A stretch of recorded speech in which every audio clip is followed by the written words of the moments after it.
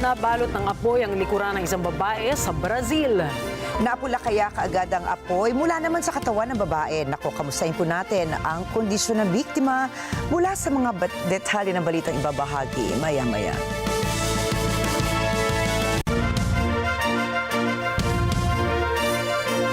Magandang gabi. Ako po si Rikki Mathay. Ako si Rikki Alagao Flores. Ito ang mata ng Agila International. Para naman sa mga headlines ngayong araw ng Miyerkules. Department of Foreign Affairs kinumpirma ang pag-usad ng negosasyon para sa visiting forces deal ng Pilipinas at ng Canada. National Bureau of Investigation nagsampa ng reklamong inciting to sedition at grave threats laban kay Vice President Sara Duterte. U.S. Vice President J.D. Vance nakipagpulong kay European Commission President Ursula von der Leyen sa Paris. U.S. President Donald Trump at Elon Musk inakusahan ng USAID na sangkot ito sa korupsyon. At higit sa 20 katao patay sa malawakang pagbaha sa Bolivia.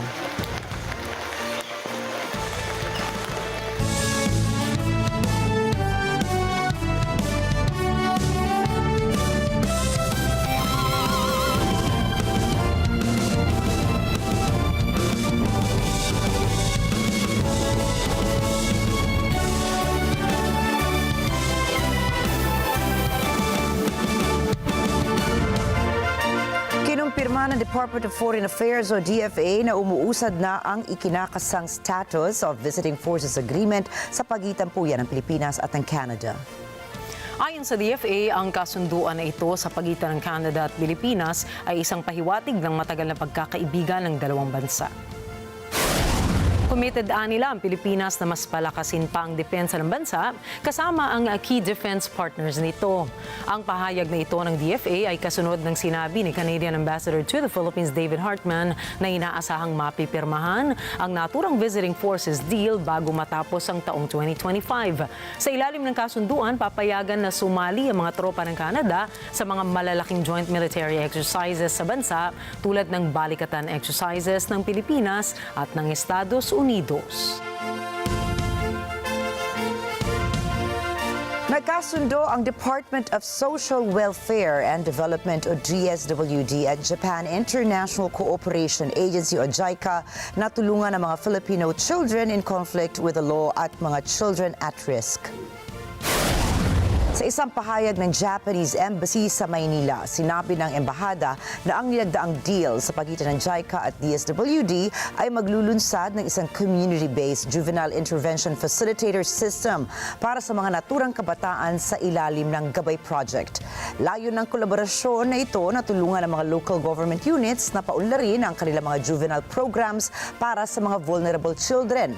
Samantala, tinukoy naman ni Japan Embassy First Secretary Aoki Fumiko na ang inisyatibong ito ay nagpapahayag ng kagustuhan ng Japanese government na umalalay sa Pilipinas sa rehabilitasyon at proteksyon ng kabataang Pilipino. Ngayong nagsimula na ang campaign period para sa 2025 midterm polls, ay muling nagpaalala ang Bureau of Internal Revenue o BIR sa mga kandidatong tumatakbo ngayong eleksyon na tiyaking hindi nakakalimutan ang tamang pagbabayad ng buwis. Sinabi ni BIR Commissioner Romeo Lumagi Jr.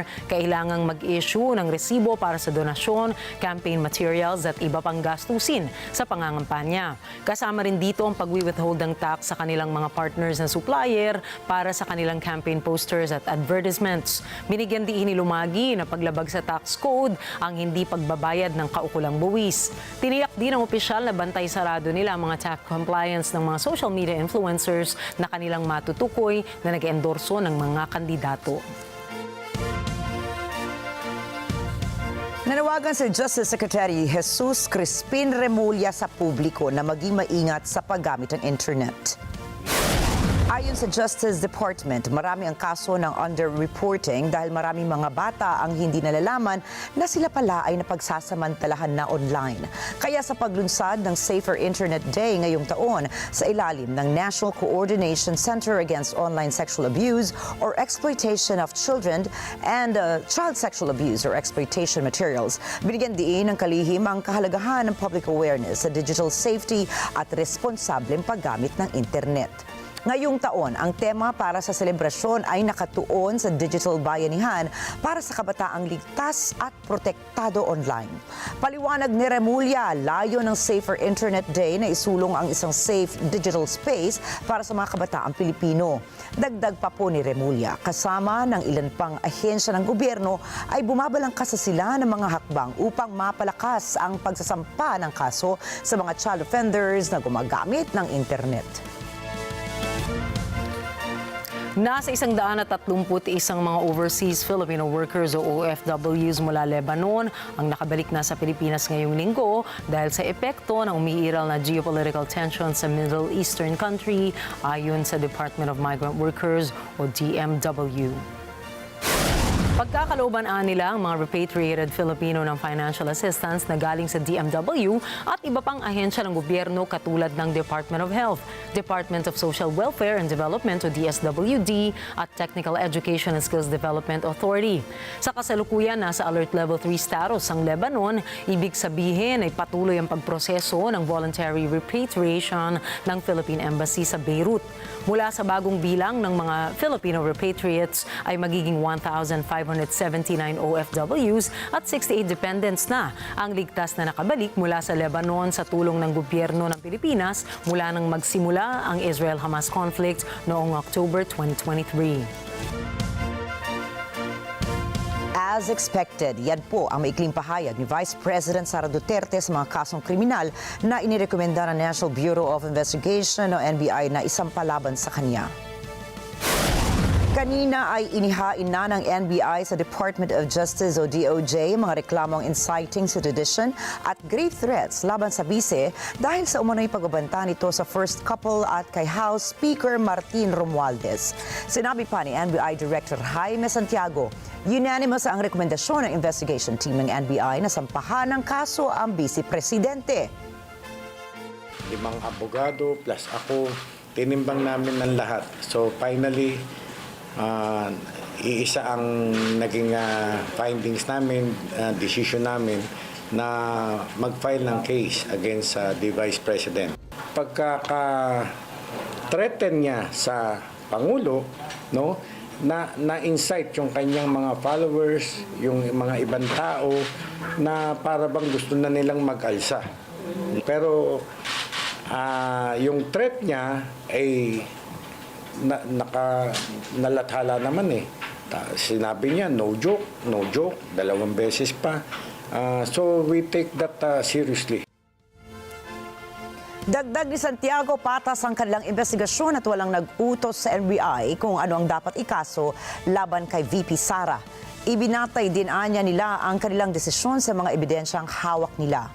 Samantala, ipauubayan ng NBI sa DOJ ang desisyon kung isa sa ilalim pa ba sa preliminary investigation ang kanilang mga reklamo.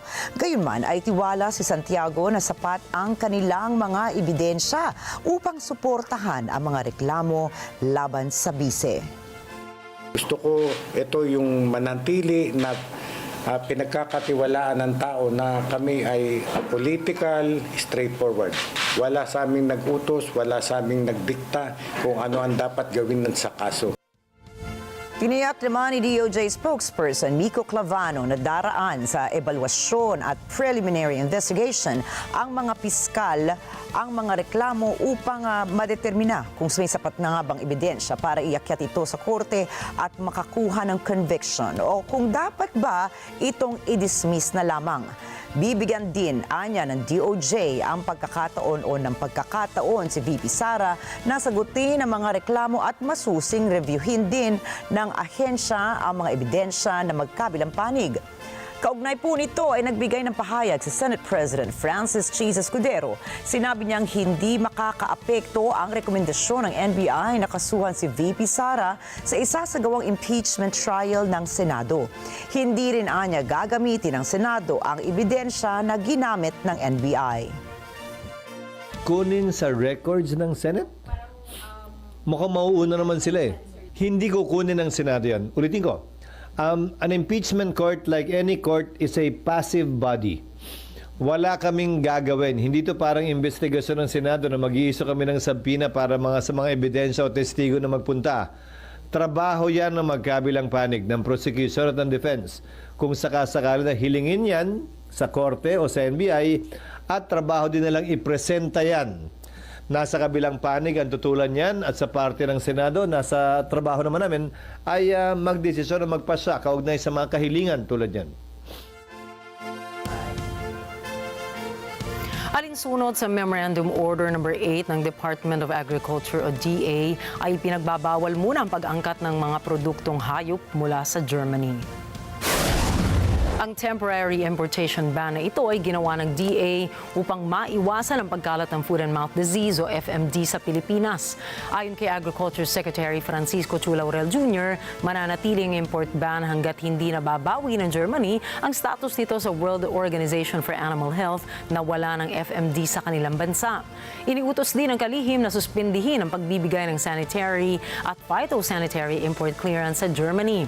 Matatandaan na ipinaalam ng Germany sa World Organization for Animal Health na may mga kumpirmadong kaso ng FMD sa mga domestic buffaloes sa Hopegarten.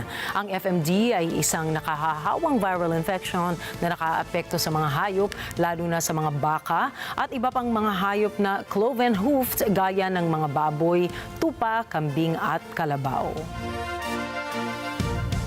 Ilang araw matapos ang isinagawang joint exercises ng Pilipinas, Australia at ng Japan sa West Philippine Sea ay lumahok naman sa ikapitong Maritime Cooperative Activity o MMCA ang military forces ng Pilipinas, Estados Unidos at ng Canada. Ayon kay Armed Forces of the Philippines or AFP Chief General Romeo Browner Jr., isinagawa ang MMCA sa loob ng Exclusive Economic Zone ng Pilipinas. Nagpakitang gilas ang Naval and Aerial Forces ng Pilipinas at ng mga kaalyado nito sa kanilang joint exercises upang ipakita ang kanilang suporta sa isang malaya at bukas na Indo-Pacific. Layon din ng MMCA na ito na pahusayin at palakasin ang kooperasyon at interoperability ng mga hukbong pandagat at panghimpapawid ng mga kalahok na bansa. Tiniyak ni Chief General Browner na ang joint exercises ay isinagawa sa paraang naaayon sa international law at isinaalang-alang ang kaligtasan ng nabigasyon maging ang karapatan at interes ng iba pang mga estado. Yoon Suk-yeol, idinahila ng oposisyon para sa kanyang pagdeklara ng martial law. King Abdullah II ng Jordan binisita sa White House si Donald Trump. At Elon Musk at Donald Trump tinawag na corrupt at incompetent ang United States Agency for International Development. Iba pang mga balita sa pagbabalik ng mata ng Agila International.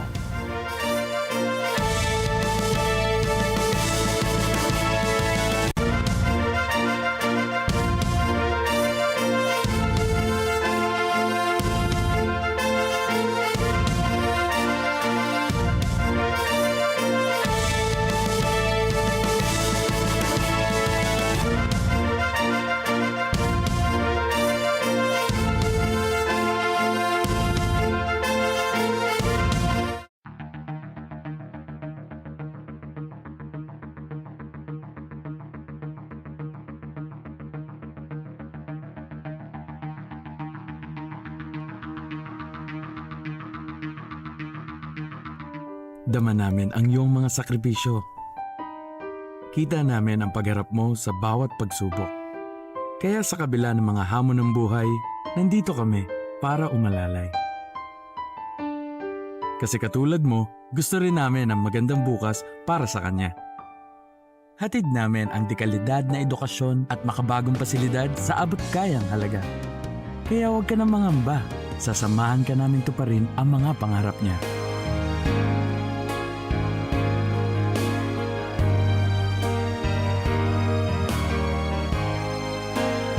Maaasahan mong sulit dito ang mga pinagsikapan mo. Sa aming mga makabagong pasilidad at sistema ng edukasyon. Mailalabas natin ang aking talino at mga kakayahan niya. Kahit sa munting halaga, makakasiguro ka na makakasabay siya sa mabilis na pag-ikot ng mundo. Sa New Era, karamay mo kami sa bawat hamon. Kaagapay mo kami sa bawat hakbang. Kasama mo kami sa bawat ngiti at tagumpay.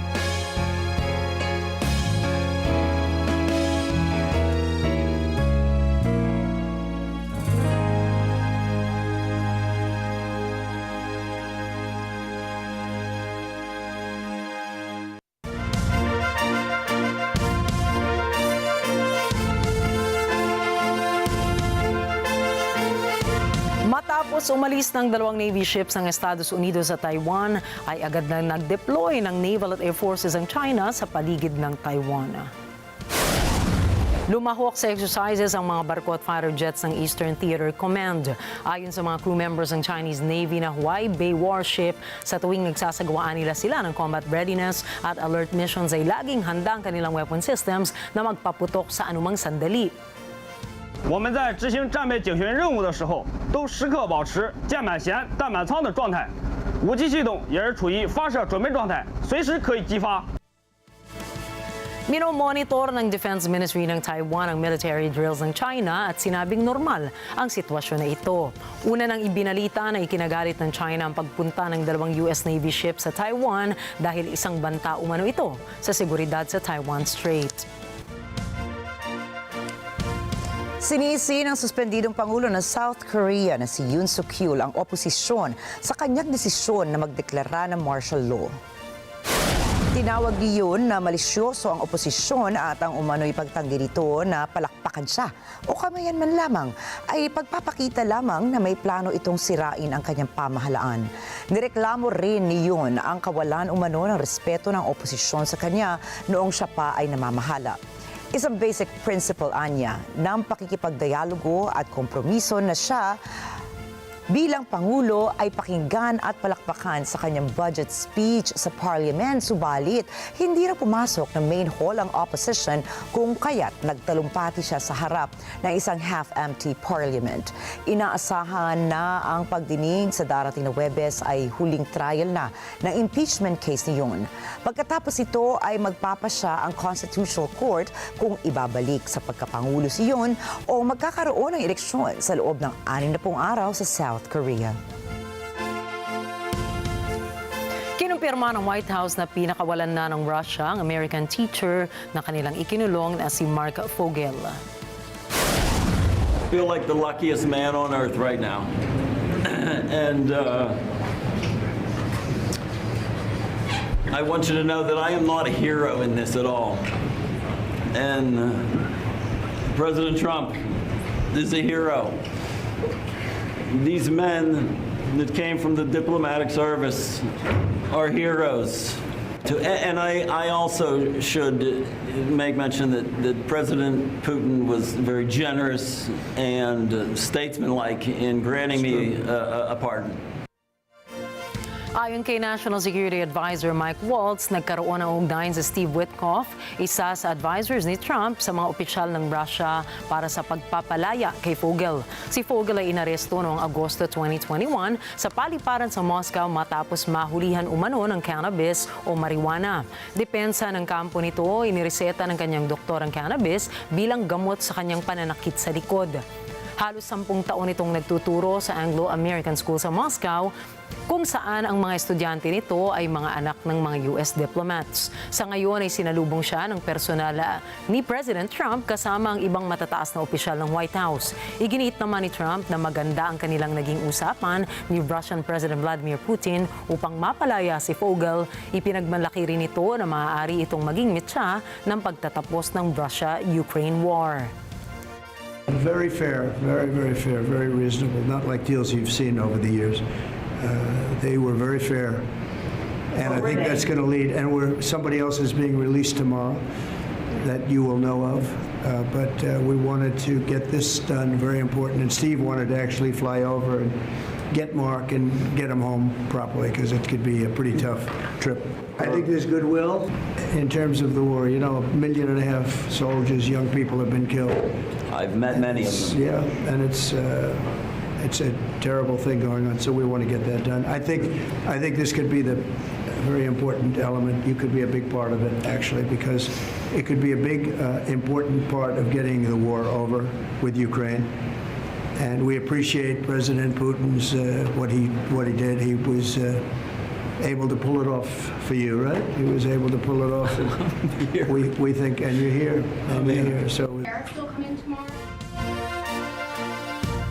Gumawa ng resolusyon ng United Nations Human Rights Council na nag-uutos sa armadong grupang March 23 Movement o M23 na agarang umatras sa mga okupadong teritoryo ng Democratic Republic of the Congo o DRC. Narito po ang balita mula kay Net25 correspondent Marjorie Quintos. Noong Biyernes sa Geneva, nagsagawa ng natatanging sesyon ang Konseho ng UN upang tugunan ng lumalalang human rights situation sa silangang DRC. Dinaluhan ito ng mga kinatawan ng dose-dosenang bansa at ilang non-governmental organizations. Naroon din ang mga opisyal ng UN. Batay sa resolusyon, kailangang bumuo agad ng isang investigation team upang suriin ang matinding mga pagsalangsang sa karapatang pantao, gayon din ang mga paglabag sa international humanitarian law sa rehiyon. Ayon kay UN High Commissioner for Human Rights Volker Turk, lalong pinasama ng kaguluhan ngayon sa silangang DRC ang matagal ng humanitarian crisis doon. Anya, nasa 3,000 na ang namamatay at higit 2,800 na ang nasaktan mula ng pasukin ng M23 ang Goma noong 26 ng Enero. Hinimok ni Turk ang lahat ng partido na magbabang armas at ipagpatuloy ang pag-uusap. Gayon din ang sumunod sa international human rights and humanitarian laws. Nanawagan din si Turk para sa malayang access upang makapasok ang humanitarian assistance sa mga apektadong populasyon. Anya, kung walang aksyon, lalong sasama ang sitwasyon ng mga naninirahan sa silangan, pati na ang nasa paligid nito. Mula noong Enero ngayong taon, mabilis na lumala ang sitwasyon ng seguridad sa silangang DRC. Pinatindi ng mga puwersang laban sa gobyerno ang kanilang opensiba sa Hilagang Kivu na nauwi sa pagkontrol nila sa ilang bayan doon. Dahil sa matinding karahasan, maraming sibilyan na ang namatay at nasaktan. Daan-daan ang lumikas at lumala ng husto ang krisis pang sangkatauhan sa rehiyon. Marjorie Quintos para sa Mata ng Agila International. Trusted, connected, on point. Tinanggap ni US President Donald Trump si King Abdullah II ng Jordan.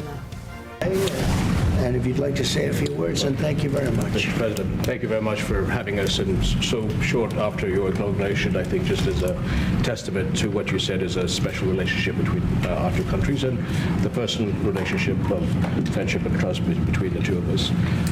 Mr. President, I truly believe that with all the challenges that we have in the Middle East, that I finally see somebody that can take us across the finish line to bring stability, peace, and prosperity to all of us in the region. And it is, I think, our collective responsibility in the Middle East to continue to work with you, to support you, to achieve those lofty goals. So I'm very delighted to be here. And as you said, sir, we've got some very interesting discussions ahead of us. Very good.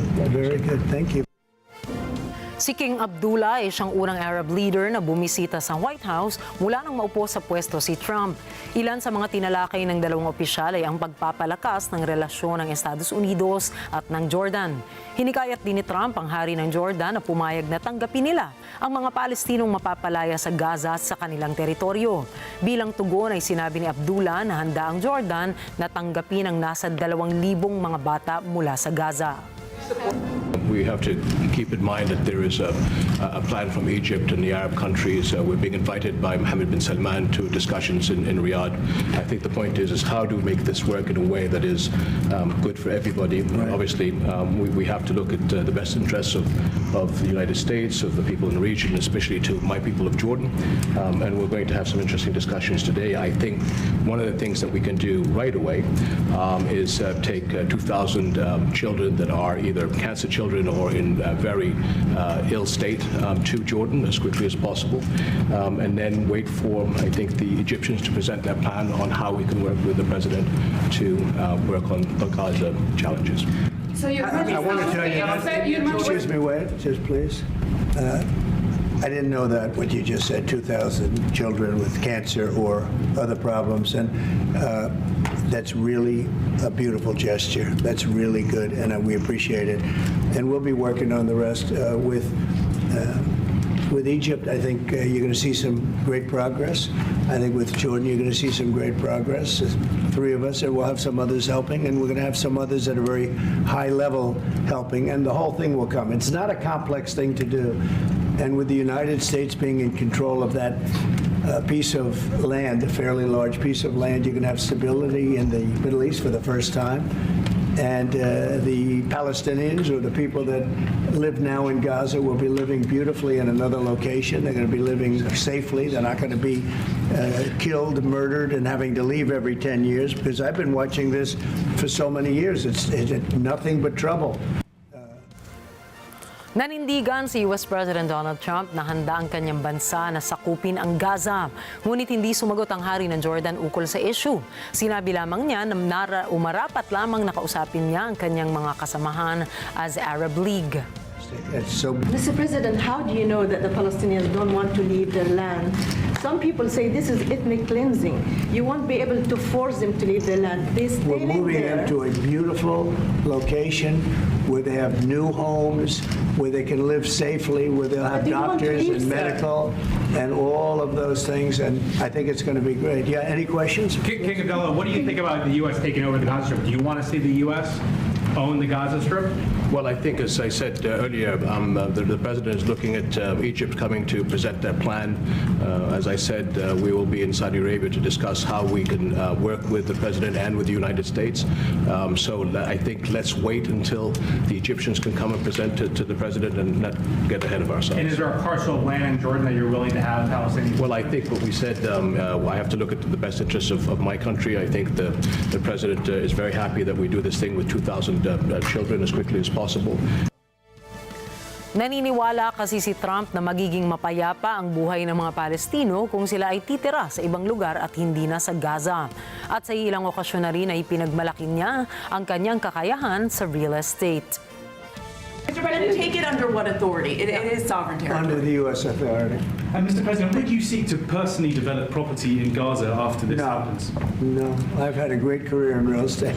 Mr. President, You know, when you've done what I've done in the last number of years, including the 4 years that we should have been doing something else, frankly, because people see that now for sure. But when you've done what I've done, you can just do more good for people when you're president. Thank you. Come on, guys, quickly, please. thank you. Nagsagawa ng kilos protesta ang mga residente ng Jordan laban sa mga pahayag ni Donald Trump ukol sa kanyang Gaza occupation plan. فلسطين هي الفلسطينيين والتهجير القسري يعتبر جريمة إنسانية وجريمة دولية بحق الفلسطينيين الذين لهم سيادة على أراضيهم ولا يحق لترامب ولا يحق لنتنياهو ولا لأي كان أن يقوم بتهجيرهم من أراضيهم ووضع وطن بديل لهم. تهجير الفلسطينيين هي قضية خطيرة جدا تقضي على القضية الفلسطينية التي ستبقى دائما هي القضية المحورية التي يدافع عنها الأردن. Nangyari po ito matapos ang ilang beses na pagpupumilit ni Trump na papayagin ng hari na kupkupin ang mga Palestinong mawawala ng tirahan sa kanyang planong sakupin ang teritoryo ng Gaza. Nagpakita ng suporta ang mga mamamayan ng Jordan para sa paninindigan ni King Abdullah II laban sa plano ni Donald Trump ukol sa pagpayag sa paninirahan ng Palestinians sa kanyang bansa. Nagmatigas naman si Presidente Trump kung saan sinabi niyang itutuloy niya ang kanyang plano sa kabila ng kaliwat kanang oposisyon mula sa iilang bansa sa Middle East. Sa iilang okasyon na rin ay pinagmalaki ni Trump ang laki na suporta na kanilang ibinigay taon-taon sa Egypt at Gaza. Isang pahayag na ikinababahala naman ng mga eksperto dahil ginagamit ito ng mga presidente bilang pabuya umano para umayon ang dalawang bansa sa kanyang plano. Gaza. We'll build beautiful communities for the 1.9 million people. We'll build beautiful communities, safe communities. Could be 5, 6, could be 2, but we'll build safe communities a little bit away from where they are, where all of this danger is. In the meantime, I would own this. Think of it as a real estate development for the future. It would be a beautiful piece of land. Would the Palestinians have the right to return? No, they wouldn't, because they're going to have much better housing, much better. In other words, I'm talking about building a permanent place for them, because if they have to return now, it'll be years before you could ever. It's not habitable. It will be years before it could happen. I'm talking about starting to build, and I think I could make a deal with Jordan. I think I could make a deal with Egypt. You know, we give them billions and billions of dollars a year. Nagbabala si Israeli Prime Minister Benjamin Netanyahu na ipagpapatuloy niya ang gyera sa Gaza kung hindi papakawala ng Hamas ang mga bihag.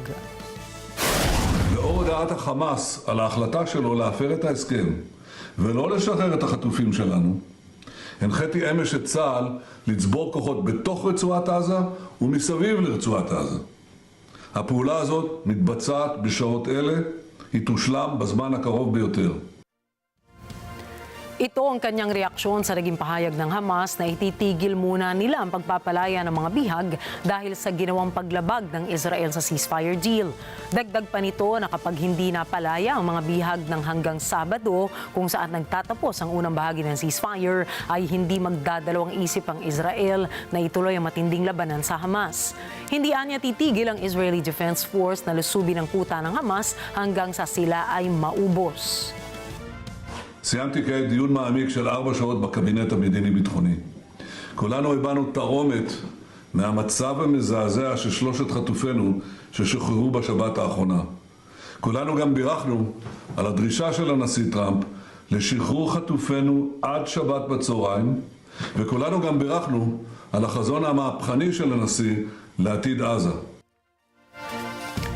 Magugunit ang sinabi ng Hamas na napuno na sila sa paulit-ulit na paglabag ng Israel sa ceasefire na ipinatupad noon pang Enero 19.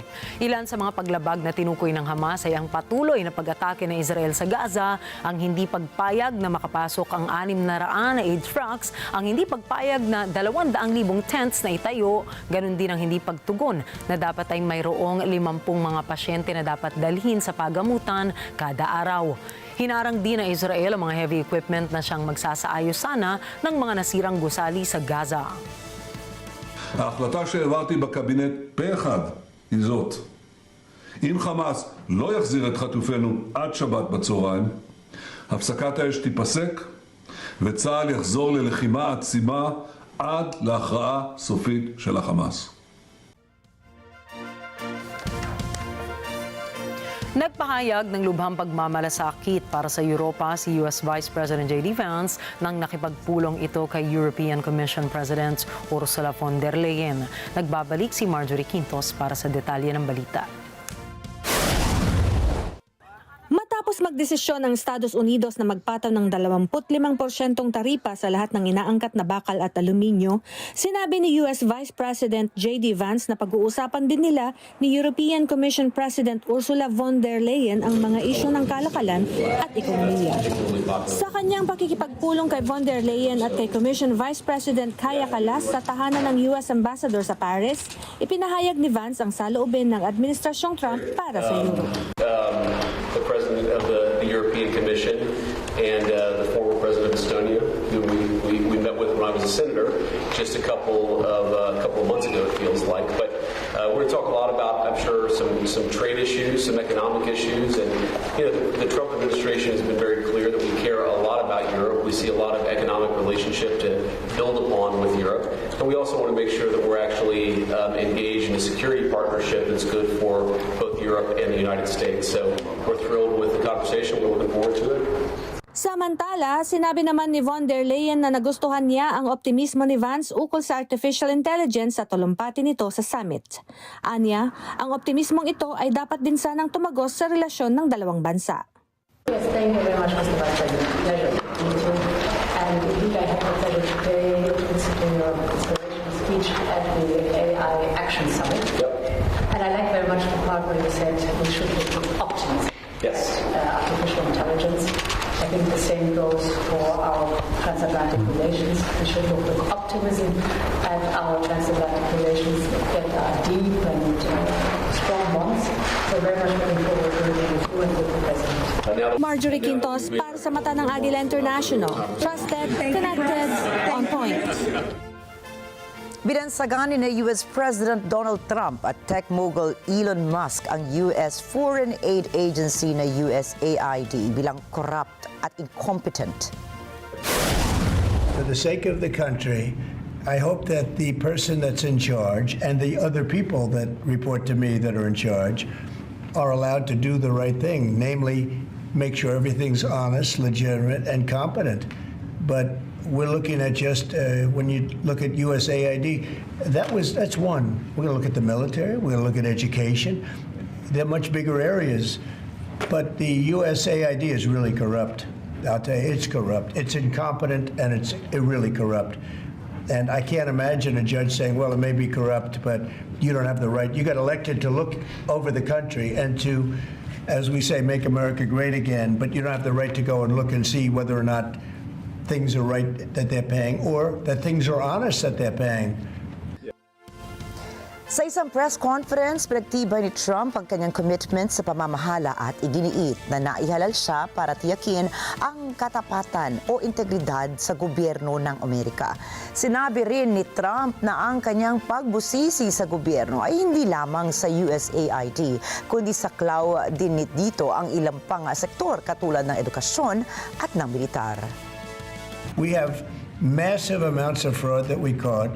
I think we probably caught way over a lot of billions of dollars already in, 2 weeks? Yes. And it's going to go to numbers that you're not going to believe. And So that's something where we work closely with the State Department and Secretary Rubio. And we have, for example, turned on funding for Ebola prevention and for HIV prevention. Left that, you said? Yes, correct. And we are moving fast, so we will make mistakes, but we'll also fix the mistakes very quickly. So, Do you see it as a worthy cause, USAID? I think that there's some worthy things, but overall, if you say what is the bang for the buck, I would say it was not very good. And there was far too much of what USAID was doing was influencing elections in ways that I think were dubious and do not stand the light of day.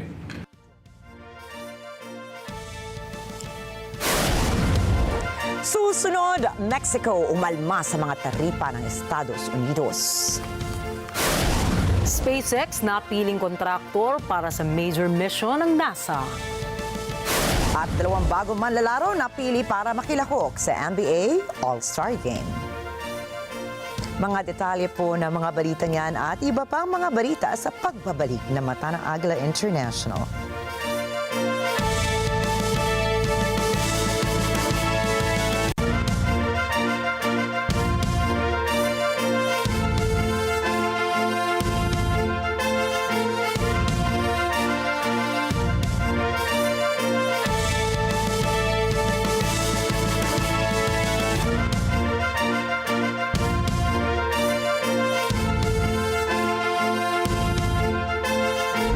Discover the men and women who have made significant strides in leading their enterprises as they get recognized here at the Business Manual CEO Awards. Be inspired by their leadership journey amidst challenges. Learn how they emerge as disruptors in their industries and make the impact they make. We want to look for innovation in the industry. Also, brand equity, how they built their image. And we also have contribution to society. A lot of people trying to qualify. So, you know that these guys dumaan sa butas ng karayom para maging awardee ngayong gabi. Open for business with Cesar Vallejos. Sunday, 9 p.m. Sunday 25. Ngayong Sabado sa Motorcycle Republic. sobrang technical, sobrang hindi mo inaasahan idadaan mo yung motor sa mga ganong klaseng ruta. Hirap.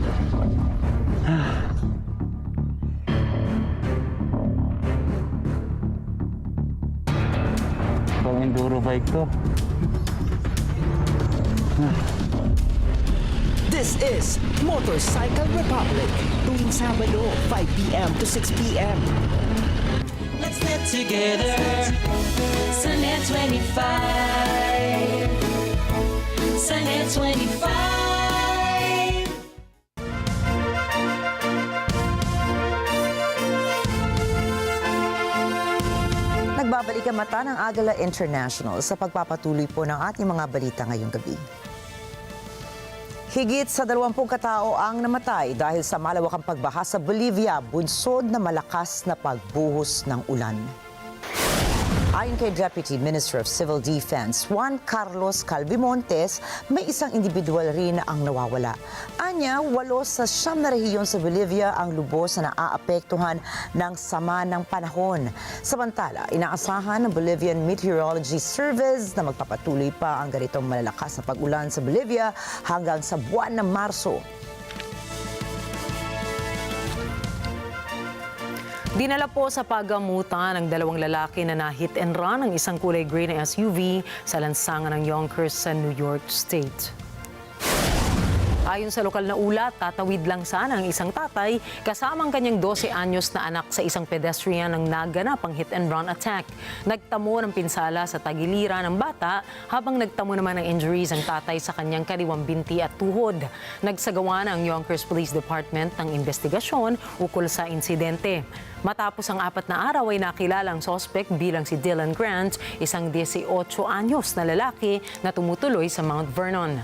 Nahaharap ang binatang suspect sa 2 kaso ng reckless driving resulting to physical injury and misdemeanor. Trauma naman ang inabot ng isang babae sa Brazil nang bigla na lamang nagliyab ang kanyang likod.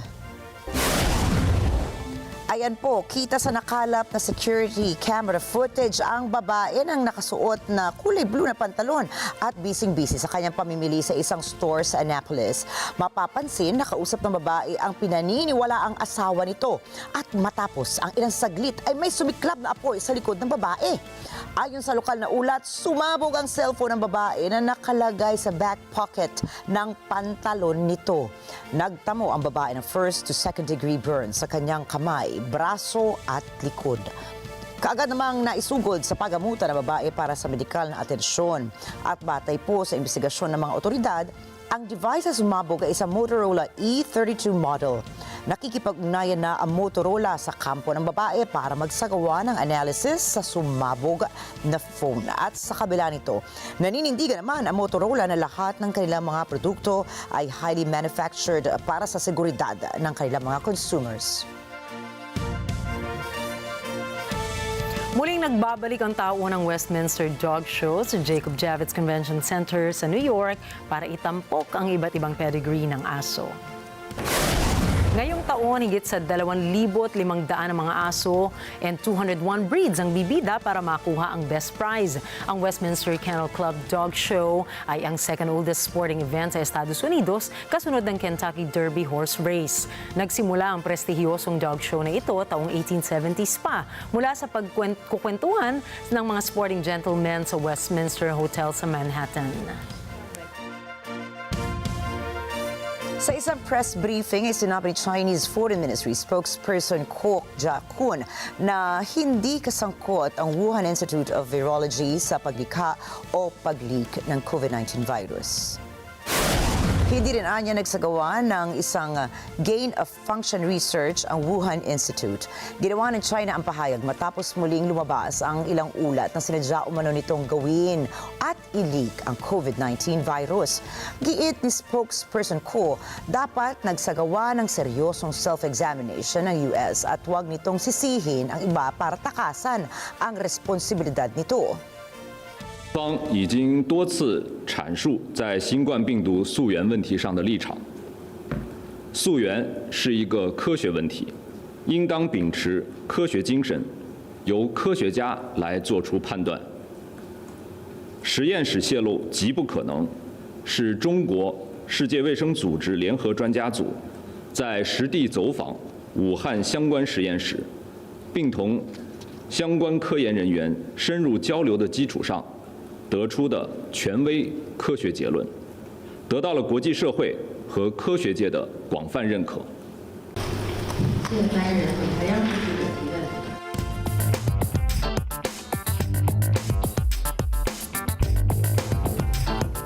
Bumagsak ang shares ng mga steelworkers ng Europa at ng Asia. Ito ay matapos ipahayag ni US President Donald Trump na magpapataw siya ng 25% taripa sa lahat ng steel at aluminum imports. Si JC Yumol para sa detalye. Bukod sa 25% na taripa sa mga angkat ng bakal at aluminum na papasok ng Estados Unidos, nagbitaw rin ng pahayag si Pangulong Donald Trump na tatapatan din nito ng malawakang taripa ang mga bansang nag-aangkat naman ng produkto mula sa Estados Unidos. Ang pinakamalaking pinanggagalingan ng steel imports ng US ay ang Brazil, Canada at Mexico. Sinusundan ito ng South Korea at Vietnam. Sinasabing halos 80% ng pangunahing aluminum imports ng US ay mula sa Canada sa unang 11 buwan ng 2024. Marami ang nagbabala na ang aksyong ito ni Trump ay makakapinsala sa ekonomiya ng US dahil sa pagtaas ng presyo ng mga materyales na ginagamit nito. Sa South Korea naman, nanawagan ang Industry Ministry sa mga mambabakal na pag-usapan kung papaanong mababawasan ang epekto ng taripa. Bumaksak ang shares ng Hyundai Steel ng halos 3% sa gitna ng malawakang pagbaksak ng shares ng South Korea steelmakers. Samantala, tinamaan din ng shares ng European steelmakers na bumubuo naman ng 15% ng imports papasok ng US. Sinabi ng European Commission na walang hustisya ang pagpapataw ng taripa sa mga ine-export nito. Ayon sa EU, tutugon ito upang protektahan ang interes ng mga negosyo nito, mga manggagawa at mga mamimili.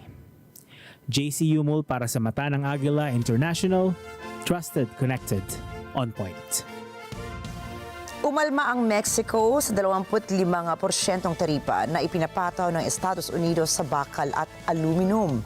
Rose Papa Angeles po para sa balita niyan. Noong Martes, sinabi ni Mexican Economy Minister Marcelo Ebrard na hindi makatuwiran ang 25% tariff ng US sa bakal at aluminyo. Ani Ebrard, mas maraming ini-import na bakal ang Mexico mula sa US kaysa sa ini-export nito. México importa más acero de Estados Unidos que lo que exporta. No hay tal 1,600% de incremento. Si nos regresamos al anterior, por favor. Entonces, no se justifica esa tarifa. Estoy hablando de aluminio y de acero. Bien. Quiero ponerles un video, si me lo autoriza la señora presidenta, para explicar por qué no nos gustan las tarifas. Primero, es injusto, de acuerdo a los propios considerandos del presidente Trump. Porque nosotros tenemos, repito, más importación de Estados Unidos que exportación.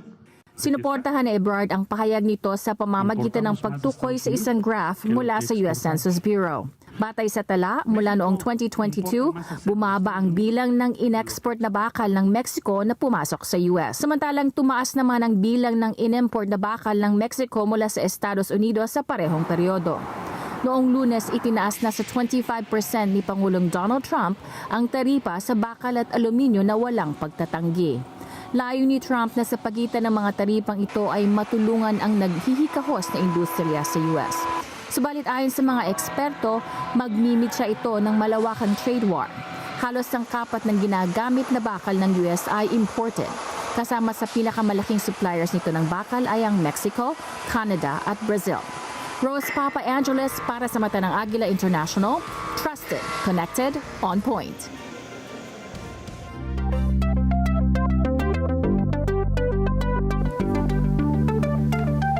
Napagdesisyonan ng National Aeronautics and Space Administration o NASA na piliin ang SpaceX na maging contractor nila para sa Pandora mission. Ayon sa NASA, ang kontrata na ito ay nagkakahalaga ng kabuuang $300 million. Layo ng Pandora mission na magsagawa ng pag-aaral at pananaliksik sa 20 exoplanets at kanilang mga host stars para alamin ang epekto ng bituin sa obserbasyon ng ahensya sa atmosfera ng mga naturang exoplanets. Inaasahan na mula sa isang taon ng pagsisimula ng misyon ay maoobserbahan na ng ahensya ang mga exoplanets ng 10 beses. Ang Pandora ay isang satellite kung saan ay may naka-install na telescope dito para obserbahan ang mga celestial bodies sa space. Naniniwala naman ang NASA na mula sa mga data na nakakalap ng James Webb Space Telescope ay magiging matagumpay ang Pandora mission. Sa Global Conference ng Artificial Intelligence or AI ay sinabi ni Prime Minister Justin Trudeau na dapat magkaroon ng regulasyon sa AI upang matiyak na ang mga benepisyo nito ay hindi lamang para sa mga lubhang mayayaman. Ang layunin anya ng AI regulation ay hindi para ihinto ang pag-unlad nito, ngunit dapat lamang na magkaroon ng guardrails, transparency and accountability. Binigyan diin ni Trudeau na huwag hayaan ang AI na magpakalat ng disinformation. We need to make sure that the profits, the power, the benefits that come from this new technology are fairly shared. We've already seen the anger and division that grows when people feel they're left out of progress. We, governments, the private sector, and civil society need to think responsibly about how AI is shaping the world.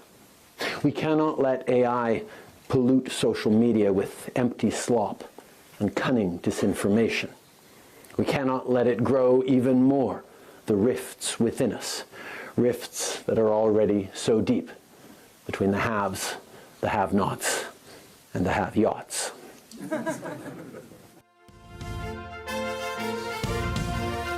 Sinabi ng CEO ng OpenAI na katawa-tawa ang alok ni Elon Musk na bilhin ang kanyang kumpanya. Si Emmy Capilita Roja para sa report. Binigyang diin ni OpenAI CEO Sam Altman na hindi pinagbibili ang non-profit na nagpapatakbo sa kumpanya. Ang pahayag na ito ni Altman ay nang tanungin siya sa AI Summit sa Paris ukol sa alok ni Elon Musk na bilhin ito. Can you react to Elon Musk's offer? I have nothing new to say. I mean, it's ridiculous. Yeah, how so? The company is not for sale. Sorry? The company is not for sale. It's like another one of his, tactics to try to mess with us. But what about the amount he offered? I have not paid it. I mean, it's just, it doesn't matter. Isang grupo ng businesses na pinamumunuan ni Musk ang nagsabing nag-alok ito ng $97.4 billion na bilhin ang non-profit na kumukontrol sa OpenAI. Ito ay sinasabing panibagong banat ng bilyonaryo upang harangan ang artificial intelligence startup na magtransisyon bilang isang for-profit firm. Emmy Capilita Roja para sa mata ng Agila International, trusted, connected, on point.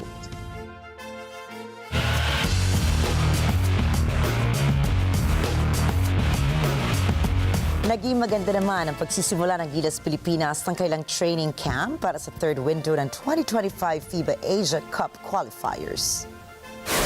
Nitong Martes ay nagsimula ang kanilang pagsasanay sa Inspire Sports Academy sa Laguna. Kabilang sa pinaghahandaan ng national basketball team ay ang exhibition games sila sa Doha, Qatar. Ilan sa mga dumalo sa nasabing ensayo ay sina Dwight Ramos, AJ Edu, RJ Abarientos, Ralph Coop, Carl Tamayo at Kevin Kimbao. Kasama rin na dumalo ay sina assistant coaches Sean Chambers at Richard Del Rosario, gayon din si Al Francis Chua. Sa araw ng Biyernes, magsisimula ang friendly games habang sa February 20 ay makakaharap nila ang Chinese Taipei habang ang New Zealand naman ay nakaschedule sa February 23. Magugunitang tiyak na ang pagpasok ng Gilas Pilipinas sa FIBA Asia Cup na gaganapin sa Saudi Arabia sa buwan ng Agosto matapos na makamit ang 4-0 win-loss record sa Group B. Napili sina Trae Young ng Atlanta Hawks at Kyrie Irving ng Dallas Mavericks para pumalit kay Giannis Antetokounmpo at Anthony Davis sa NBA All-Star Game. Sina Davis at Antetokounmpo kasi nagtamo ng injury kaya hindi sila makakapaglaro ng ilang linggo. Nakalagay sa lineup si Young sa team Chuck ni Charles Barkley habang si Irving ay papalit kay Davis sa team Shaq ni Shaquille O'Neal. Ito na ang pang-apat na All-Star game ni Young kung saan may average ito na 23.5 points at 11.4 assists per game. Habang si Irving naman ay merong average na 24.1 points per game. Gaganapin ang All-Star game sa Chase Center sa San Francisco ngayong Pebrero 16.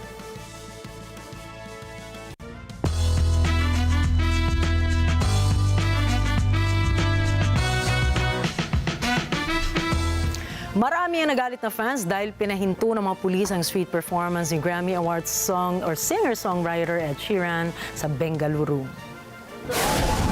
Ayon sa mga witnesses, kumakanta si Sheeran ng Shape of You nang lapitan siya ng isang pulis at i-unplug nito ang kanyang mikropono. Sabi ng pulis, walang approval o permit ang British singer sa pagkanta nito sa Bengaluru na sinasabing one of the busiest streets. Hindi raw pinayagan si Sheeran na kumanta sa kalsada dahil mabilis dumami ang mga tao rito.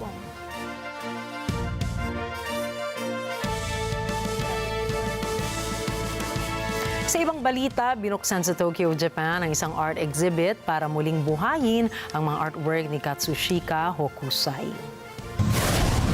Ayon sa digital imagery firm na Ars Techni, gumagamit ang exhibit ng cutting-edge technology para sa mas immersive na karanasan ng mga bisita. Layunan niya ng ganitong exhibit na ipamalas ang yamang kultural ng mga sining ni Hokusai. Ilan sa mga obra maestra ni Hokusai na muling binuhay ang mga ukiyo-e artworks katulad ng mga Great Wave of Kanagawa at isang depiction ni Hokusai sa Mount Fuji. Ang exhibit ay bukas sa publiko hanggang June 1 sa Tokyo Plaza, Shibuya. Binuksan po sa kabisera ng Italy ang isang museo para itampok sa publiko ang iba't ibang balloon artworks. Ayon sa organizers ng exhibit, naglalaman ang museo ng maraming sculptures at floating installations para mag-enjoy naman ang mga bisita. Dinisenyo nila ang mga exhibit mula sa tema na wonder and playfulness. Bukas naman ang museo hanggang March 30, 2025. Kaya mo ba gumawa ng gano'n, Nina? Tatry ko. Nung bata Mahirap tayo, magsabi agad na, kayang-kaya. yung bata Pero tayo, pwede nakakagawa tayo ng balloon art. Kasi uso po dati yung plastic balloon. Yung Ay, iniikot-ikot favorite ko natin yung sa yan. parang maliit na straw. Ewan ko yung mga kamag-aman Magaling ka ba ko dyan? na- Gano'ng kalaki? Ay, oo. Eto, Rikki. Mas malaki pa sa ulo ko. Kaya ko. Tama, di ba? Yun yung, tapos pag medyo nabutas ito, tatagpi-tagpi. Gaganon. Nagka-shape na siya. Tapos Nagka-shape magulo na yung itsura niya. Tapos naging elepante na siya kasi kakatagpi-tagpi mo. Pero di ba, yan ang mga bagay na naranasan natin ng bata tayo na hindi magiging pareho sa karanasan ng mga bata po ngayon. Siguro Pero I guess masaya either way. Kanya-kanya lang talaga. Sana na maranasan din ng mga bata, pero sana din yung mga, kung may toxic chemicals man noon, sana... Medyo na safety sila. Pero mukhang wala namang effect. Yun ang bentahe naman nila. Okay pa naman tayo. Okay naman Nandito po pa ang tayo, buong nagbabalita. Generation X at mga millennials. O, di ba? Mahusay pa rin kami. Tama. Tignan nga natin. I'm sure na abutan din yun ni ating susunod na kasama. Tanungin naman natin siya maya-maya kung ano yung shape naman ang nabuo ng kanyang nabuo gamit ang Ako, plastic elepante, balloon. ikaw. Sinadya mo ba ang tanong? O nangyari na lang? Hindi, Bigla nangyari lang. lang. Parang Kasi mukhang ayoko elepante yata mabutas. ito. Siyempre, ang go lagi bola. Pero sabi mo nga, kung saan ang shape na napunta sa Kaya naging art kakatagpi na ng siya, no? kakasara ng mga nabubutas. Naging art na. Eh kasi naman pag sobrang laki, talagang it's likely, it's bound to have, holes elsewhere. Yeah, so you have to really make tagpi-tagpi. Oo, yun ang mga, yan kasi, titingnan mo simpleng pagpapalooban ng plastic balloon, pero ano yan, nagpapatibay. Yan ang isa sa mga bumubuo ng karakter ng isang bata. Akala ko ng Who you'd balloon. be someday. Karakter ng balloon na nagiging elepante. Na mismo ang elepante, Rikki. Aminin mo yan. Naku, dapat pala kung nandyan na yung museo sa Italy dati, baka kinuha na tayo dyan. Kinuha na yung mga pieces natin. Sige, direct. Paalam po muna kami ngayon, ha? Pero tandaan, mula Lunes hanggang Biyernes, narito kami ni Nina para maghatid ng balita saan mang dako ng mundo. Magandang gabi po. Ako po muli si Rikki Mathay. Ako si Nina Alagao Flores. Ito pa rin po ang mata ng Agila International. Para naman po sa iba pang mga balitang nangyari rin sa iba't ibang panig ng mundo, punta tayo kay Alma Angeles para sa Mata ng Agila World News. Take it away, Alma.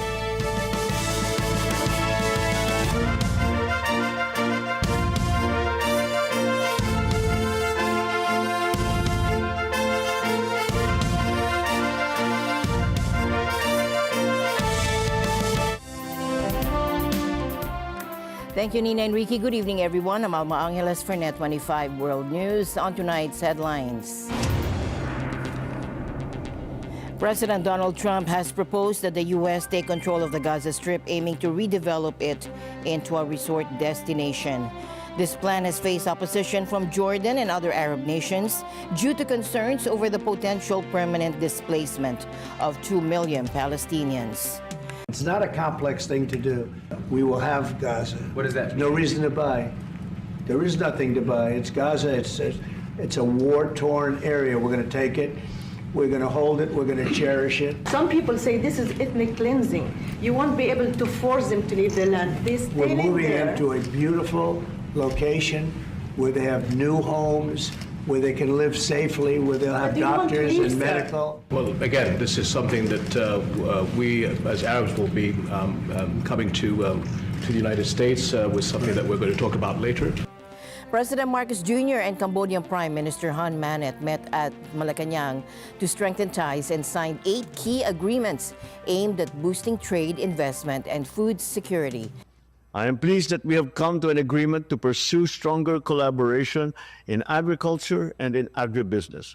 Our multilateral cooperations, Cambodia underlines the importance of upholding ASEAN unity and centrality, especially at times of conflict and geopolitical dynamics. As the Philippines assumes ASEAN chairmanship in 2026, I assured President Marcos of Cambodia full support. Russia has released American teacher Mark Fogel after nearly 4 years in detention. Fogel from Pennsylvania was arrested in Moscow for possessing medically prescribed marijuana. The terms of his release remain unclear, but the Trump administration suggests this could signal progress toward ending the conflict in Ukraine. In terms of the war, 1.5 million soldiers, young people have been killed. I've met many of them. Yeah, and it's a terrible thing going on, so we want to get that done. I think this could be the very important element. You could be a big part of it, actually, because it could be a big, important part of getting the war over. Plus, shoppers across the U.S. are facing higher egg prices and purchase limits due to a tightening supply chain exacerbated by an ongoing bird flu outbreak. And the news starts now.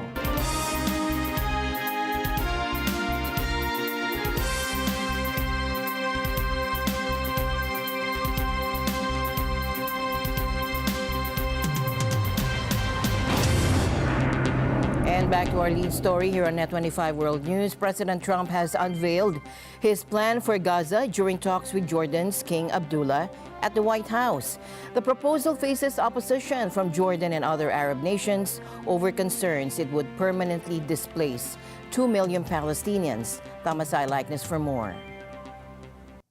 While the two were in the Oval Office, King Abdullah sidestepped questions on whether Jordan would take in displaced Palestinians. Well, I think what we said, I have to look at the best interests of my country. I think the president is very happy that we do this thing with 2,000 children as quickly as possible. King Abdullah says Jordan will accept 2,000 Palestinian children suffering from cancer and other serious illnesses for treatment.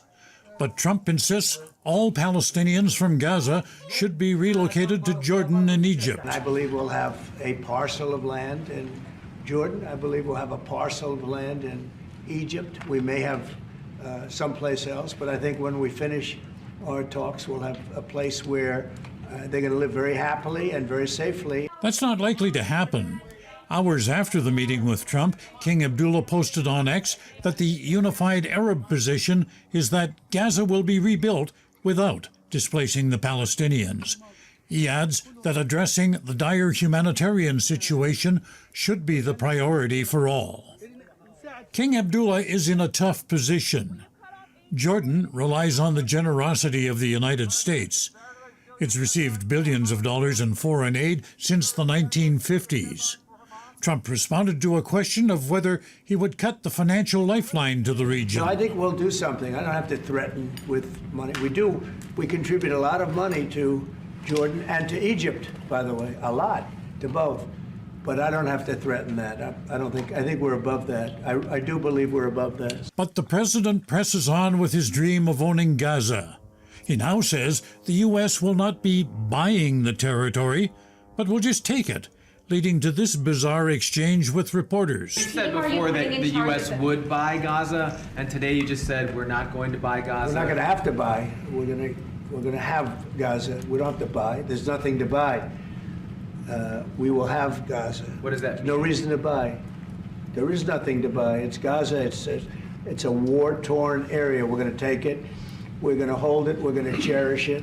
And Mr. President, take it under what authority? It is sovereign territory. Under the U.S. authority. It's not likely Arab countries, and for that matter, most of the rest of the world, will recognize that authority that Trump claims to have. Jordanian Foreign Minister Ayman Safadi says there's an Egyptian-led Arab plan to rebuild Gaza without displacing the Palestinians. When asked by reporters whether he wanted to see the U.S. own Gaza, King Abdullah diplomatically deflected. Well, I think, as I said earlier, the president is looking at Egypt coming to present their plan. As I said, we will be in Saudi Arabia to discuss how we can work with the president and with the United States. So I think let's wait until the Egyptians can come and present it to the president and not get ahead of ourselves. But for now, any talk of rebuilding Gaza may be moot. Israeli Prime Minister Benjamin Netanyahu is on the verge of ending a ceasefire with Hamas. He says unless the hostages are released by noon Saturday, fighting will resume. Netanyahu has been egged on by Trump, who said on Monday that the ceasefire should be cancelled if the hostages are not freed. Any hope of ending this conflict soon so that Gaza and his people can rebuild their territory seems to be fading quickly. Thomas I. Likeness, Net 25 World News. Mark Fogel, a Pennsylvania teacher, has finally returned to the United States after spending 3.5 years in a Russian prison. Fogel was arrested in August 2021 at Moscow's Sheremetyevo airport when a police dog alerted authorities to his luggage, which contained a small amount of medically prescribed marijuana. Despite this, he was sentenced to 14 years in a penal colony. This morning, Fogel's 95-year-old mother, Malfine, received a surprise call from her son, sharing the joyous news of his release. She expressed her overwhelming relief and anticipation, stating, "I just need to get him home and hug him and hold him. There'll be a lot of tears." The White House confirmed that Fogel's release was part of a negotiated exchange with Russia. President Trump tweeted about his promise to Fogel's mother during a rally. "When I saw Mark Fogel's mother at a rally, she said, 'If you win, will you get my son out?' I promised her, she's 95 years old, and I said, 'We'll get him out.' We got him out pretty quickly." When asked about the specifics of what the U.S. offered in return, Trump did not provide details but emphasized the importance of ending the war in Ukraine.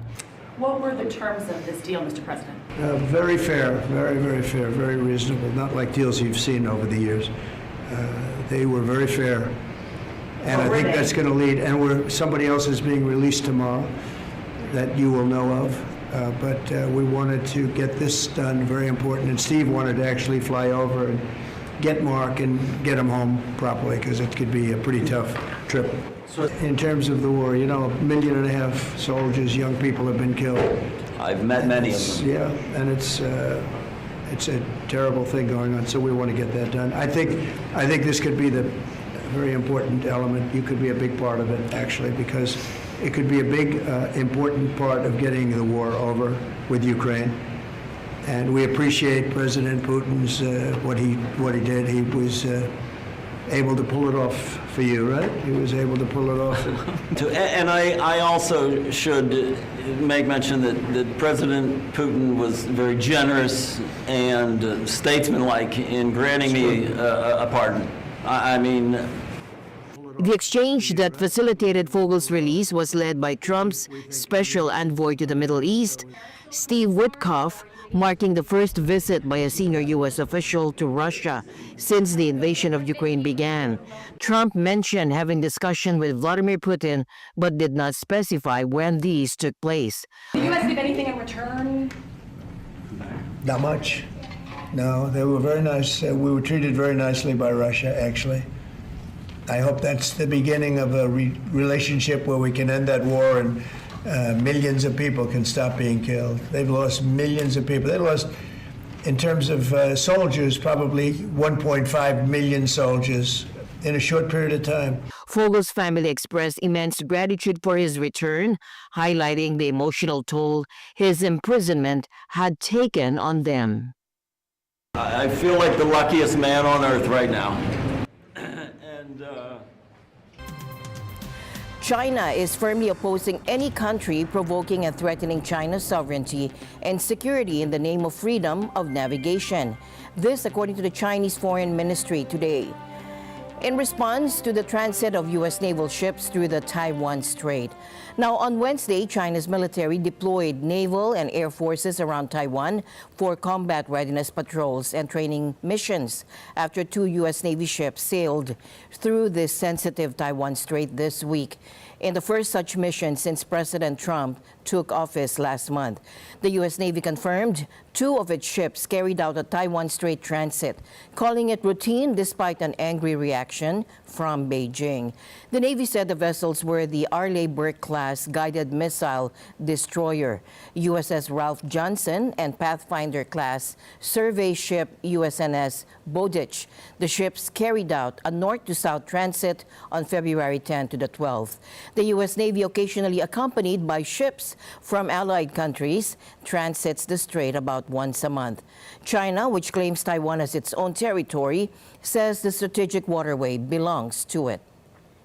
The Eastern Theater Command of the Chinese People's Liberation Army has already responded, and I would like to emphasize that Taiwan is an inalienable part of China's territory, and that the question of Taiwan is not a matter of freedom of navigation, but a matter of China's sovereignty and territorial integrity. China firmly opposes any country provoking and threatening China's sovereignty and security in the name of freedom of navigation. President Marcos Jr. and Cambodian Prime Minister Hun Manet met at Malacanang to strengthen ties and signed 8 key agreements aimed at boosting trade, investment, and food security. The deals include eliminating double taxation, enhancing agricultural cooperation, advancing digital transformation, and promoting tourism through a 2024 to 2028 program. The leaders also agreed on initiatives to prevent cultural property trafficking and improve technical vocational education. With these agreements, both nations aim to deepen collaboration and unlock new opportunities for shared growth and prosperity. We also discussed comprehensively our determined efforts to combat transnational crimes and protect our communities from unscrupulous individuals who take advantage of the industrious nature and strong sense of family of our peoples. We are also pleased with the growing partnership between our militaries and uniformed services. I anticipate the continued exchange of best practices and knowledge to support our mutual aspiration for regional peace and security and our collaborative efforts in enhancing our resiliency. On trade and investment, we welcome our formal cooperation in the avoidance of double taxation and the exchange of best practices in competition law that the Philippines and Cambodia both consider as critical to entice and facilitate greater bilateral investments and economic activities between our business sectors. We also see Cambodia as an important partner in ensuring food security. I am pleased that we have come to an agreement to pursue stronger collaboration in agriculture and in agribusiness. Our multilateral cooperations, Cambodia underlines the importance of upholding ASEAN unity and centrality, especially at times of conflict and geopolitical dynamics. As the Philippines assumes ASEAN chairmanship in 2026, I assured President Marcos of Cambodia full support. In closing, I look forward to continuing work with President Marcos to expand our partnership and mutual prosperity, and hope to welcome Mr. President to Cambodia in the very near future. What's behind the surge in U.S. surveillance over Mexican drug cartels? The Pentagon confirms that military spy planes have carried out at least 18 intelligence gathering flights in just 2 weeks, far more than usual. And it's not just happening near the border. These missions are reaching deep into Mexico. Take a look. The U.S. Navy's P-8 aircraft, with its powerful radar and the U-2 spy plane, famous for capturing incredibly detailed images from high altitudes, are among those deployed. So what kind of intelligence are they gathering, and how could this impact cartel operations? These flights have been cruising along the U.S.-Mexico border from bases in California, Arizona, and Texas, with one mission even reaching. These flights have been cruising along the U.S.-Mexico border from bases in California, Arizona, and Texas, with one mission even reaching into Mexico's Baja Peninsula. Interestingly, military experts say this is the first time the U-2 has been used to monitor cartel activity in Mexico. On the ground, U.S. Marines are also hard at work reinforcing the border wall with more fencing, especially as migrant crossings have dropped by nearly 80%. My best option is to return to my country. I feel safe there despite everyone knowing there's an economic crisis. But you're in your country. You feel safe. It gives you a lot of security being in your country. In another country we suffer. Being a migrant is not easy. They deny us rights. We run risks because we're kidnapped. We're extorted. Meanwhile, Mexican President Claudia Sheinbaum is calling on the U.S. to team up with Mexico's military to tackle these drug cartels, but insists that Mexico's sovereignty must be respected. Hay una parte importante que ellos tienen que hacer en su propio país. There is an important part that the United States must play in their country in fighting drug trafficking. What's the final distribution on the streets? Aren't there cartels there? Or organized crime? We collaborate, coordinate, we meet, and work together.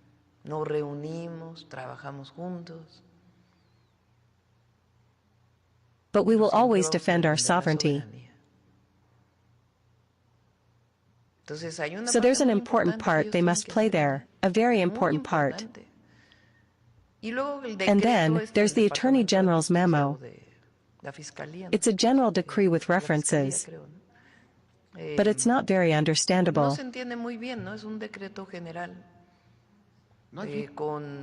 We must wait and see how it will translate.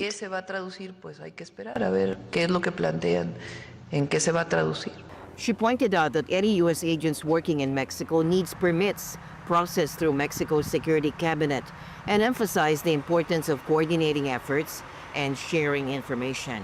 Todos los agentes de alguna agencia de Estados Unidos requieren un permiso de México.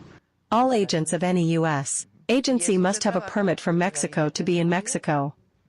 This is processed through the security cabinet, and there must be a joint coordination, collaboration, and shared information. This happens in any country in the world. So it's part of the coordination process. We coordinate and collaborate, but, as I've said, they must act in their own country too. Como llevo mucho tiempo diciéndolo, que actúen también en su propio país. As military spy planes take to the skies, it'll be interesting to see what other measures the Trump administration rolls out in its crackdown on drug cartels and violent gangs at the southern border. And the news continues here on Net 25. We'll be right back. Ang mga maiinit na balita at rumaratsyad ang usapan ng bayan, ihahatid namin sa 100%! 100% ang pagbabalita! 100% talakayan! Lunes hanggang Biyernes! Alas 5 hanggang alas 7 ng umaga! Live na live sa Radyo Agila 1062 Mega Manila! At sa Net 25! 100%! Sa Net 25, let's get together. Sa Net 25. Egg prices are soaring, and stores like Trader Joe's are now limiting customers to just 1 dozen each. The culprit? A bird flu outbreak that's killed millions of hens, tightening supply and driving up costs. Yet another hit for shoppers already struggling with rising prices. Take a look. Shoppers in the U.S. are seeing egg prices soar and purchase limits imposed due to a bird flu outbreak affecting supply. Stores like Trader Joe's now limit egg purchases to only 1 dozen per customer. And it's all another blow for consumers after years of rising prices. This shopper was unhappy, but trying to be understanding. I saw one store, Trader Joe's, that limited it to 1 dozen, but their prices were cheaper than a lot of other places. Their price, I happened to look, theirs was $4.99, and I think Walmart's was $6 something. So I understand why they're doing it. I do understand. I'm not happy about it, but I do understand. So far, the bird flu outbreak in the U.S. has infected nearly 70 people, mostly farm workers, since April. The H5N1 virus has also raised egg prices by killing millions of hens.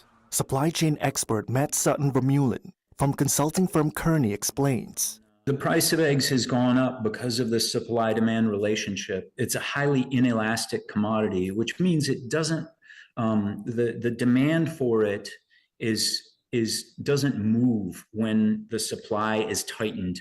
And so the price moves up, unfortunately, with it. Authorities have also found a second strain of bird flu in dairy cattle, ramping up concerns about its spread. Experts are also worried that the virus no longer seems connected to the movement of wild birds. Typically in the past, in the historical view of the virus, we've seen it stop when we've seen it peak and fall around the migratory flights. But we are not seeing that anymore. We are seeing a more prevalent disease state. Last week, regulators closed poultry markets in New York City and some neighboring counties in a bid to stop the spread of the disease. In New York, President Donald Trump's advisor, Steve Bannon, pleads guilty in state court to a fraud charge related to his fundraising campaign for the U.S. president's wall along the country's border with Mexico. Joanne Soriano has the details. 71-year-old Steve Bannon pleads guilty to 1 count for scheme to defraud. Bannon was immediately sentenced to 3 years of conditional release, avoiding jail time. President Donald Trump's former advisor was charged with money laundering and conspiracy. He is also accused of deceiving donors in 2019, who contributed more than $15 million to a private fundraising drive. This was known as We Built the Wall during Trump's first term in the White House. As part of his sentence, Bannon is barred from serving on a New York nonprofit for 3 years. He is also prohibited from using or selling donor data obtained as part of the scheme. Under an indictment brought by the Office of Manhattan District Attorney Alvin Bragg, Bannon had previously pleaded not guilty and was scheduled to stand trial in March. Bannon did not address the court aside from entering the plea and confirming he understood his rights. Outside the courthouse, Bannon attacked Bragg and New York Attorney General Letitia James. The existential threat to President Trump's administration, and I mean Doge, Elon Musk, Secretary Treasury Bessent, Russ Vought, Stephen Miller, all of his people. The existential threat is right here in this city. It is the queen of lawfare. It's Letitia James. Right now, Soros has a DA that's running unopposed. He can call a grand jury at any time. He can set up criminal charges on the most bogus efforts. Letitia James runs this deal. She's got a pliant media right here, pliant left-wing media. She's got a jury pool of only left-wing radicals in the Upper West Side of this city. James was not involved in Bannon's case. She, however, previously sued Trump for civil fraud and won a nearly $500 million judgment against him. Trump has denied wrongdoing and is appealing. The indictment said Bannon promised donors that all their money would go toward building Trump's wall. Bannon, on the other hand, concealed his role in diverting hundreds of thousands of dollars to the drive's chief executive, Brian Kolfage. Kolfage is a decorated U.S. Air Force veteran who had promised to take no salary. Kolfage pleaded guilty in April 2022 to federal fraud and tax charges. He is serving a 4.25-year prison sentence. Trump cannot pardon Bannon on Bragg's charges because they were brought at the state level.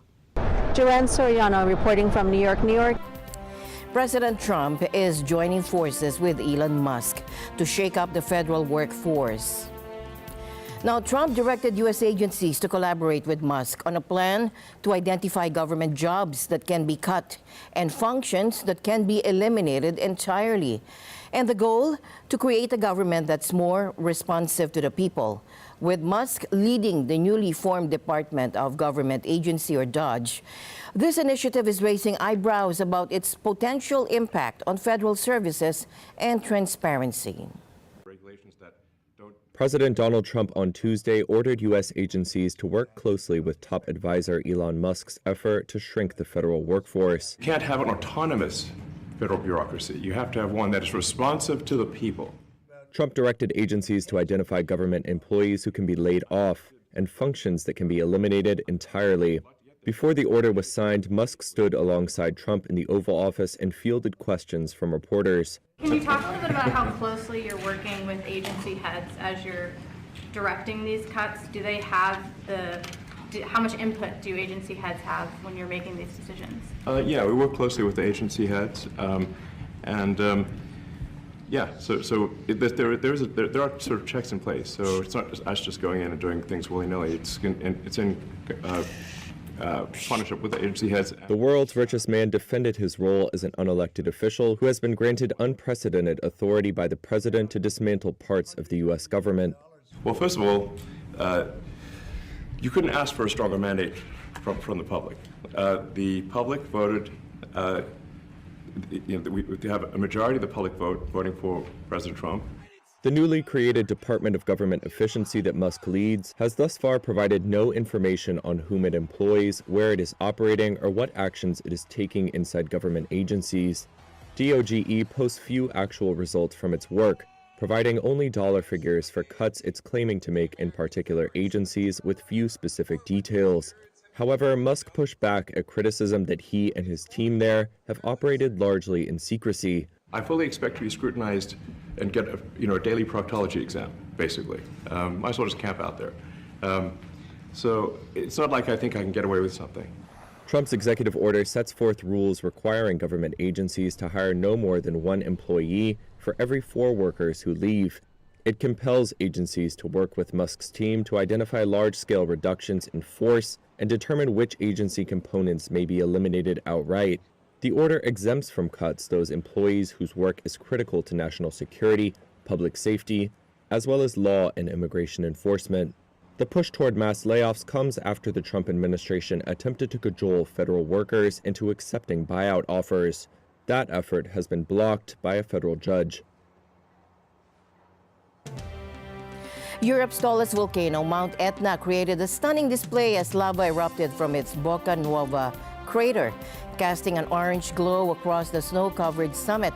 The Catania branch of the National Institute of Geophysics and Volcanology reported that the lava emission occurred approximately 3,000 meters above sea level between the Boca Nuova and southeast craters.